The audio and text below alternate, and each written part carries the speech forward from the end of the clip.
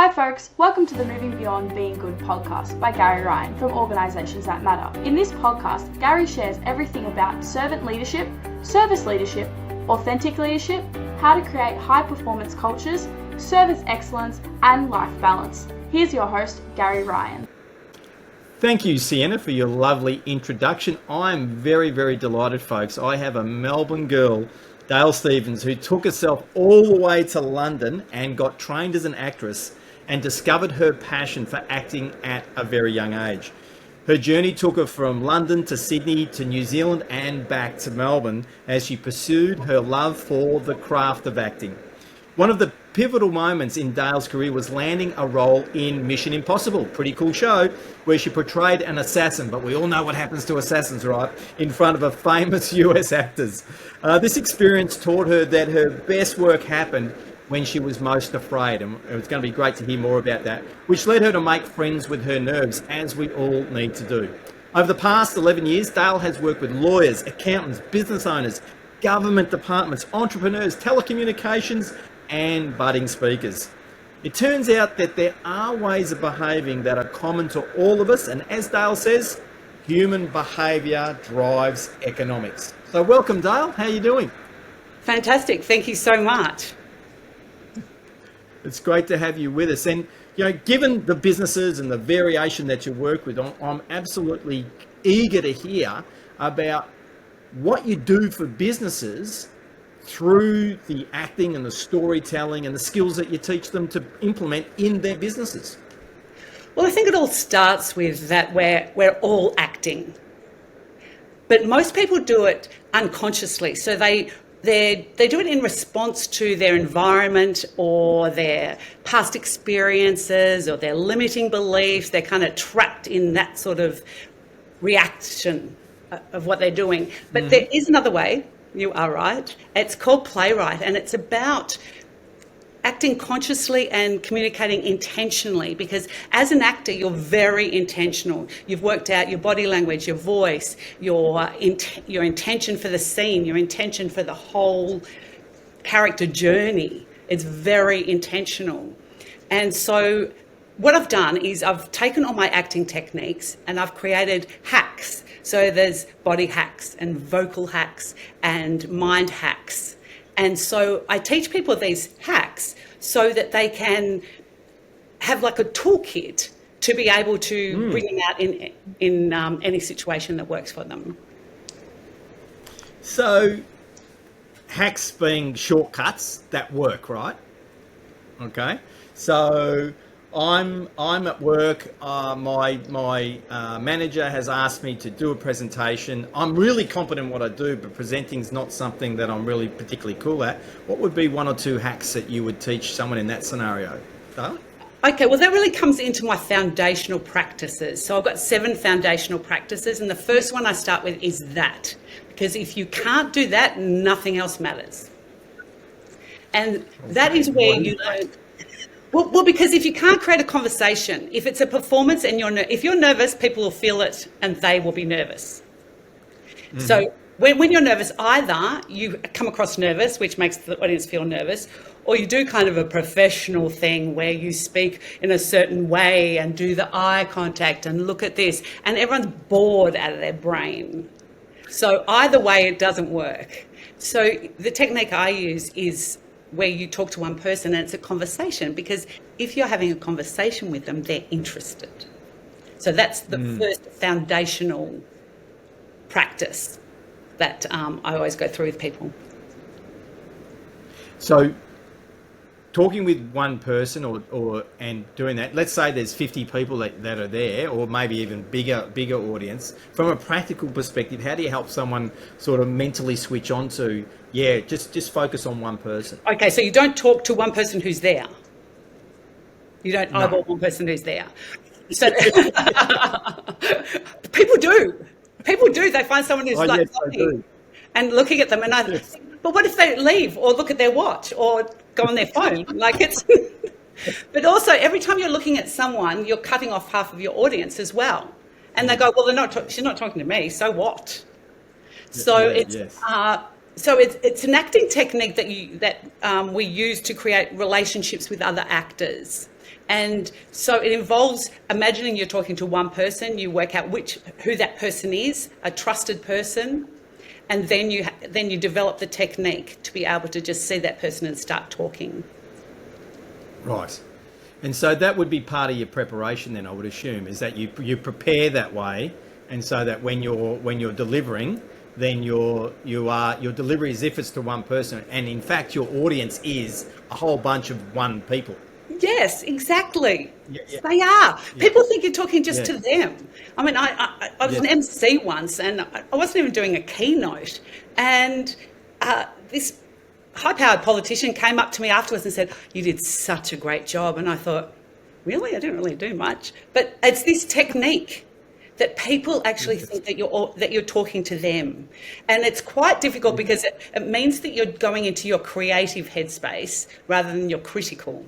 So people have they have a bit of trouble adjusting, but once they've got it, it's actually a technique. So it's not a preparation that you have to do, spend 5 minutes, in the bathroom, imagining this person and stuff like that. Once you've got the technique, you can use it anytime, and you can use it for video, for massive crowds, small crowds, anytime, one to many.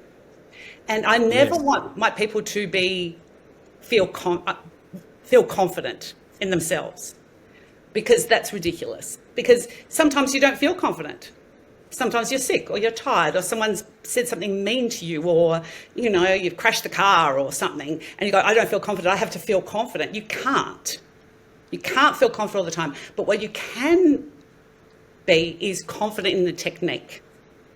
Like if you're confident in your technique, you don't have to worry about it. You step up, imagine the person, start talking. I mean, I use it all the time, and it's infallible. And as you say, it's understand the technique, learn the technique, do the technique, and then everything else around it becomes secondary because you're just doing the technique. I mean, it's interesting. We come from very different worlds, but it's one of the things I talk about with the folk that I coach is about focus on what you need to do right now, which is your technique, rather than worrying about what the outcome is. The outcome will just look after itself. And to some degree, that's uncontrollable, other than the control you have over executing your technique. Well, which means you've got to go find out the technique. Well, that's so true. And the thing is that also people think that why you speak is to transfer information. No. What it is to start a relationship. So it's have a connection with that person. So it's to start a relationship. And yes, you've got, presumably a good message, but really you could send them an email with a good message. You could give them a little card. Here's the good message. Yes. Your ideas aren't necessarily so phenomenal. What it is that it starts a relationship, that if you can actually have a personal connection with your audience and a cool idea, then they're going to want to talk to you. Which is how we ended up here today. Exactly. Through our mutual friend Malcolm Deary, and then having a chat, and we said, "Hey, we should do a podcast episode together," because of the way that conversation went. So it's Exactly. an exact example. Yep. So Dale, I'm interested, because mindset plays such a big role for everyone, in all sorts of businesses and the variety of businesses that you're working with. Is there a common mindset trait that you've noticed is present with people when they first come to work with you, that with one of your hacks seems to help them quickly overcome whatever that mindset trait is? Are you saying that they're locked in a mindset, or they have a specific mindset and want to work with me? Yeah, they're locked in a mindset that's stopping them from doing whatever it is that they're trying to do from a communication point of view. Yep. And then they find out about you, they come and work with you, and you help unlock that mindset. Okay, so I can tell you one of the mind hacks. One of the mind hacks is about describing rather than explaining. Mm-hmm. So we tend to, if you're explaining, you tend to go on and on and on and on and on. If you're describing, you say it quite succinctly, which people like, funnily enough. And would you like me to do an example? I would love an example, thank you.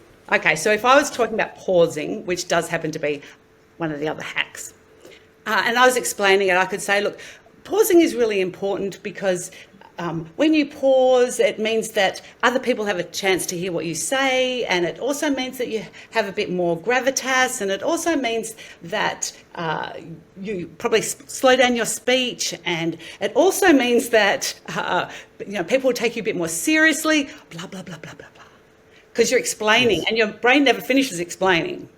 But if you're describing, then you probably go something like, look, pausing.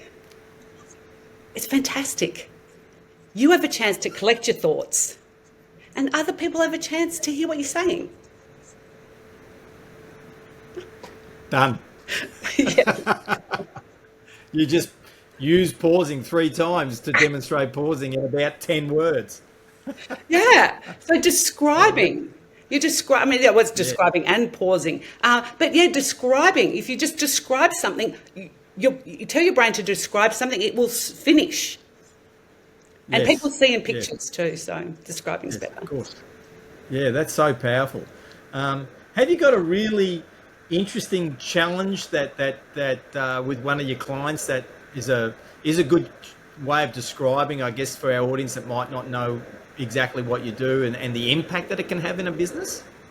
Yeah, so I had this amazing woman. She was head of sustainable investment at a big superannuation company. And this woman was so brilliant, but so nervous about speaking in public. She came out in a rash before her wedding because she was going to have to speak at her wedding. Oh, And so she just avoided all public speaking as much as she could. Anyway, I worked with her, and then she absolutely nailed it on this international panel, and then got her company to be one of 30 companies represented at the UN. oh wow. And that's life-changing. That's extremely powerful, Dale, for someone to, go through that experience and actually, go from having a rash break out at their wedding to being able to present in such a way that they help their organisation get selected for a very limited positions on a UN panel, is the business impact of these skills. What would be another hack that you find is really useful? Because you shared one with me the other day that I've been trying myself. Yes, and working, I think. So in the area of storytelling, the best hack really for storytelling is to speak in the present tense. Because it takes you into the moment, and so draws your audience into your world rather Yes. than, and it's a little bit like the describing, is that you don't try and explain what happened and impress people or whatever. You just live in the moment. Would you like me to do a bit of a present thing about how I fell in love with acting? Yes, that would be fabulous because I teach storytelling, so this has been new for me, and it's been a really wonderful challenge. And noticing the impact too has been really positive. And I would say my skills are 2 out of 10 at the moment at doing telling stories with that present tense. So yes, please, that would demonstrate. That would be great. Okay, so I'm 6 years old. I'm sitting in the Princess Theatre, and I snuggle down into the seat, and it's all dark. And then the lights come up, and I see Kathleen Gorham, prima ballerina, and she's Alice in Wonderland. And she goes down the rabbit hole, and she comes up into a whole new world. And in that moment, I'm hooked. Yes. I'm in love with acting, and it drives the rest of my life. Yes.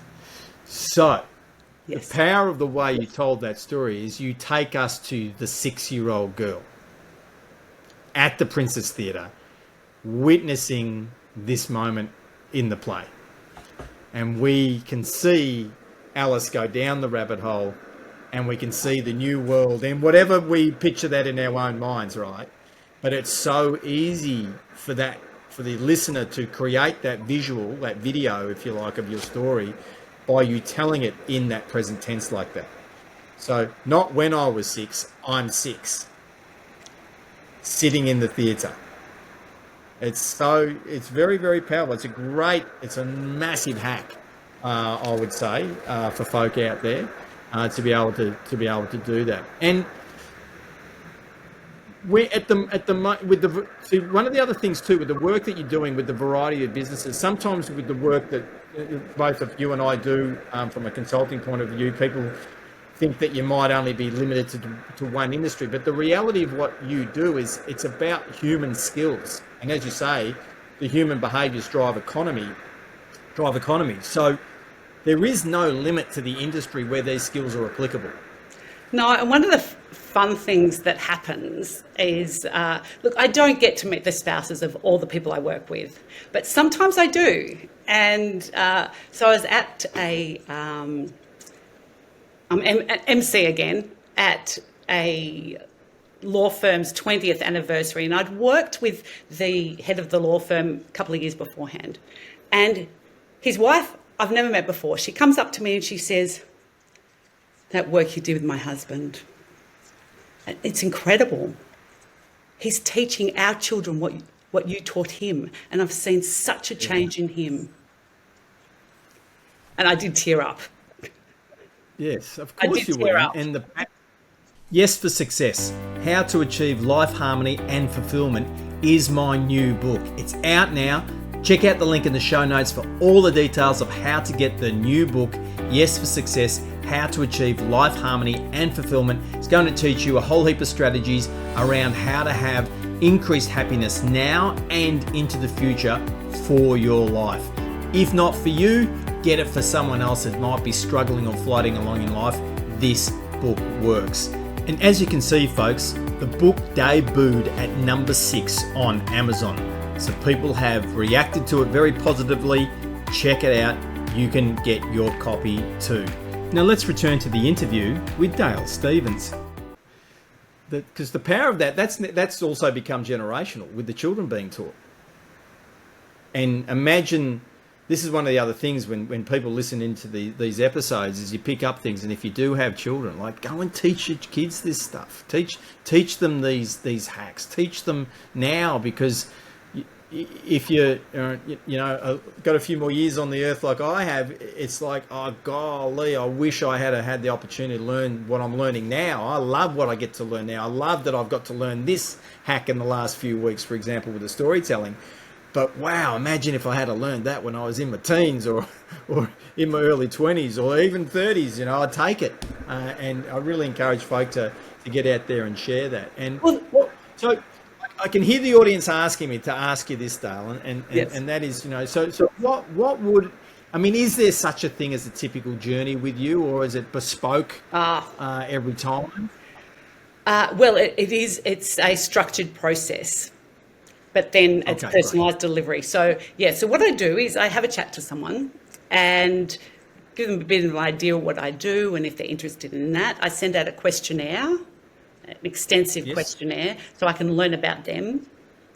Then I will use the basic core practices, the foundational practices, 7 one-hour sessions for the team, and get them all locked into that. And then after that, we go into a deep dive it's like an extreme sport. And then they're 7 3-hour ones. And after that, and that's called, so the first one's called Act Up. The second one is Deep Dive. And then the last one is Act Out. And that's like Hunger Games, because everyone gets on the platform and fights it out. So it's got those three areas. And but I use all the information from the questionnaire to pull in which hacks, because not everyone needs all of them, and I definitely can't give, all up there's 48, so I'm not going to hammer people with 48 hacks.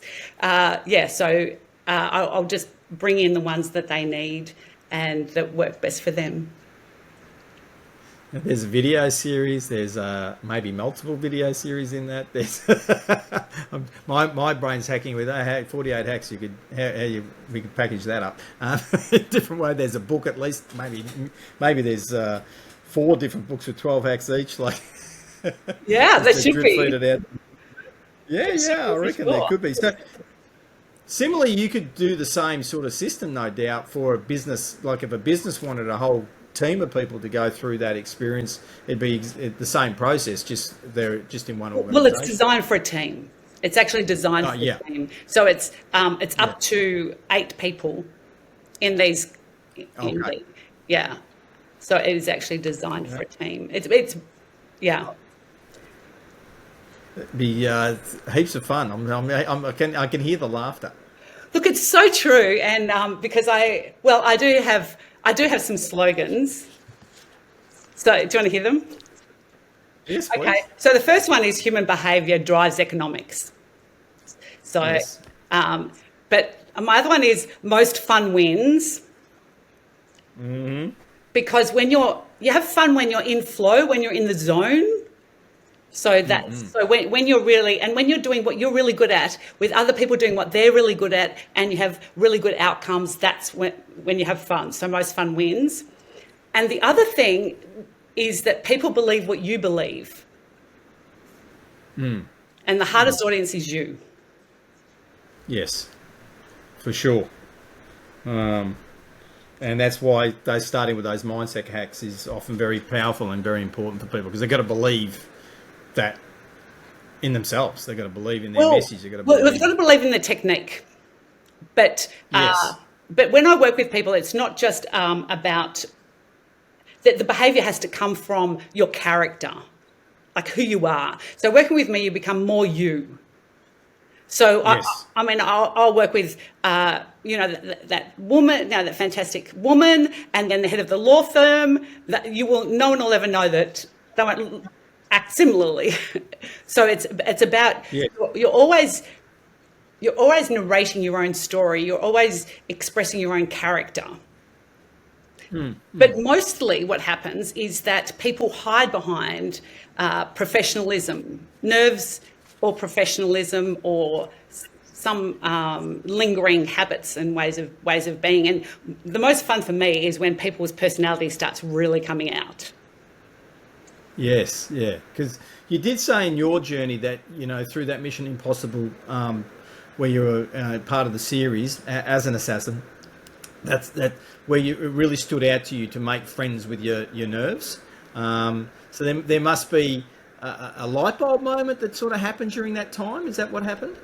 Yeah, absolutely. I mean, I was so terrified acting. I remember thinking, gee, footballers throw up. I'm not throwing up. I can't be that scared. I must be okay.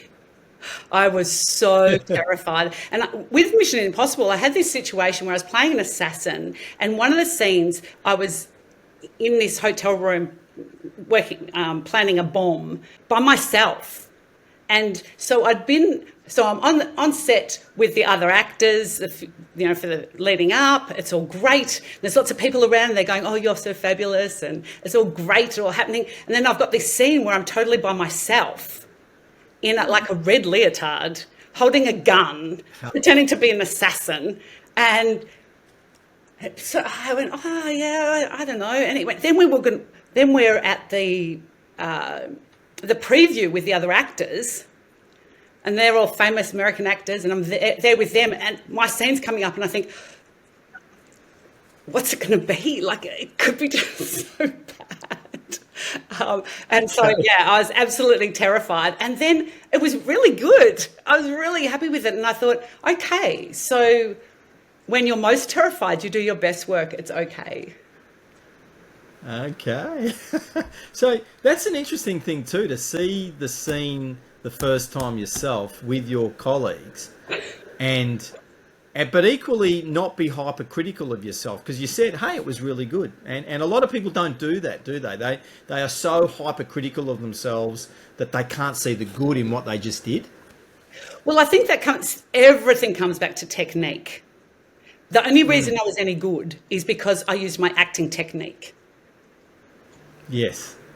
Yes. And so it's the same with everything. So really, you're either in the moment or you're not. You're in flow or you're not. Yes. You can always criticize 5 million different things, because the choices that you can make are endless. But if you're in the moment and you're in flow, then that's gold. And so, adding to the gold, because we got 48 hacks, we've probably shared about 3 or 4 so far. What's one more hack that you go, okay, I know this one really works well. I think the audience would benefit from this. What would be your last hack you'd like to share with us, Dale? Oh, this is my favourite, and everyone can do it. It's so easy. Smile. I want to hear it. Smile. Yes. That's it. Yes. Smile, because if Yes. you smile Yes. first, because when we meet someone, our brain's going friend or foe. And so if you smile first, now we know that, but a lot of people know that, it makes you seem friendly and the whole thing. But they've researched TED Talks, and they've found that the people who smile are seen as more intelligent. Exactly. You're getting more intelligent by the moment. But isn't it wild? Like, you wouldn't expect that. You'd think very serious, you'd be more intelligent. But no. Smiling makes you look more intelligent, and it also makes people think of you as a friend rather than a foe straight away. It is just such a powerful thing. And I'll just extend that a bit further, if you don't mind. Particularly when you're on Zoom, or when you're an audience member. So this is what most people do, audience member. And really, that's not really giving the person speaking much. But you can actually do active listening and smile at them and nod as what they're doing and encourage them. And I was on a Zoom call the other day, and I'd said not a word. And the woman afterwards said, "You were so supportive. I think I should pay you to be on this call." So smiling and encouraging people when they talk. Yeah, and that choice to do that means that you're going to be more present, and it also means you're going to listen more as well, and that's going to make you more relatable. There's so many benefits from that. It's fascinating you should share that hack, because since we 100% moved to that whole Zoom online world at the start of the pandemic, I made a deliberate, conscious choice that every single time I go into a room, the first thing people are going to see is a smile. Deliberate, conscious. It gets me in the place. It's like, why wouldn't you want to see a smile? Now, maybe my smile's not the greatest one in the world, but it's better than when I'm not smiling. It is. It's fantastic. And research bears it out as well, that it's a really smart move. So it's so easy. It's so easy to do, and it just, it's a game changer, I think. Absolute game changer. Now, if people want to get that game changing going on for themselves and or their organisation, what are some of the best ways for them to contact you, Dale? Well, probably straight through email at dale@playright.au. Yeah, or through LinkedIn. Yeah, we'll put the link in. I know there's some other materials coming that we might add into the show notes once we go live with this show as well. So there you go, folks. Dale@playright.com.au. It'll be in the links. So dale@playright.au. Oh, dale@playright.au. Thank you for correcting me on that. We definitely want to get that right. Dale@playright.au, because that is new.au. Yes. Yes. I haven't done that. So I really want to thank you for sharing your experience, your hacks that work with us here today, Dale, and I really appreciate you joining us here on the Moving Beyond Being Good podcast. Well, thank you so much, Gary. It's so fun doing this with you. And with you too. So folks, if you want to, please like and subscribe to the Moving Beyond Being Good podcast. Please do so. You'll see all the information in the show notes on whatever platform you happen to be listening with us. We're also on YouTube as well. Once again, I'm Gary Ryan, the author of Yes for Success, How to Achieve Life Harmony and Fulfillment, just released very recently. You'll find us on Amazon and also through the show notes with a direct link to our website if you want to get the ebook, the physical book, or the hardcover book for that. Once again, please like and subscribe. We enjoy your company and we look forward to seeing you and hearing and speaking with you on the next episode. Bye.